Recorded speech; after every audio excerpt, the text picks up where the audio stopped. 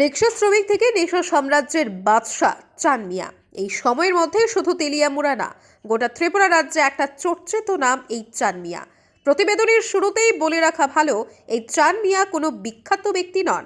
তবে এই সময়ের মধ্যে সরকারের নেশামুক্ত রাজ্য গঠনের প্রক্রিয়াকে যারা সরাসরি চ্যালেঞ্জ করছে, তাদের মধ্যে একজন হচ্ছে তেলিয়ামুড়ার নেশা সাম্রাজ্যের অঘোষিত বাদশাহ চান মিয়া।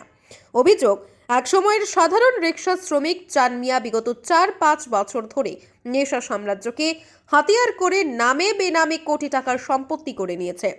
একসময় যার নুন আনতে পান্তা ফুরায় অবস্থা ছিল এবং রেল লাইনের কাজ যখন শুরু হয়েছিল, তখন রেলের পাত চুরি করতে গিয়ে ধরা পড়া চান মিয়া পরিবার প্রতিপালনের জন্য কখনো রিক্সা চালিয়েছেন, আবার কখনো বিভিন্ন প্রকারের সামগ্রী থেকে বাসন তৈরি করার কাজ করেছেন এবং একটা সময়ে ট্রলি ব্যাগের ব্যবসাও করেছেন। আমরা যদি রাজনৈতিক পরিচিতির কথা একটু বলি, একটা সময়ে বামপন্থী মতাদর্শে বিশ্বাসী চান মিয়া সুযোগ বুঝে 2018 এর পর পরিবর্তিত শাসক শিবিরে নাম লিখিয়ে বাঁকা পথে কিছু সুযোগ পেয়েছেন, এমন অভিযোগও কিন্তু রয়েছে এলাকা জুড়ে। এর মধ্যে বিগত 4-5 বছর ধরে চান মিয়ার রীতিমতো সোনাই সোহাগা অবস্থা। তেলিয়ামুড়ার রাজনগর এলাকায় প্রাসাদ সহ বাড়ি করা ছাড়াও 22 ঘর এলাকাতে 3-4 কানি জমি কেনা ছাড়া আগরতলা সহ রাজ্যের বিভিন্ন জায়গায় নামে বেনামে প্রচুর স্থাবর অস্থাবর সম্পত্তি শুধুমাত্র নেশা সাম্রাজ্যকে হাতিয়ার করে নিয়েছেন তেলিয়ামুড়ার সাদা সিধা দেখতে চান মিয়া।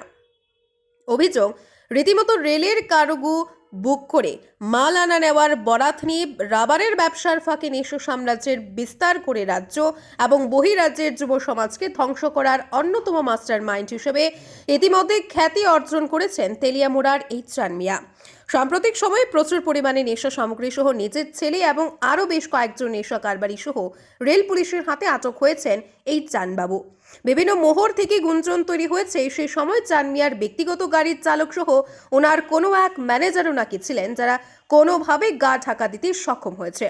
বিভিন্ন মহল থেকে নেশার সম্রাট চান মিয়ার বিরুদ্ধে প্রয়োজনীয় দৃষ্টান্তমূলক ব্যবস্থা গ্রহণের দাবি যেমন উঠছে, এর পাশাপাশি চান মিয়ার সাথে যারা যুক্ত, বিশেষ করে গাড়ির চালক, ম্যানেজার বা ওনার ডান হাত এবং বাম হাত হিসেবে যারা কাজ করে চলেছে, তাদের বিরুদ্ধে প্রয়োজনীয় ব্যবস্থা গ্রহণ করা হলে আরও চাঞ্চল্যকর তথ্য বেরিয়ে আসতে পারে বলে অনুমান।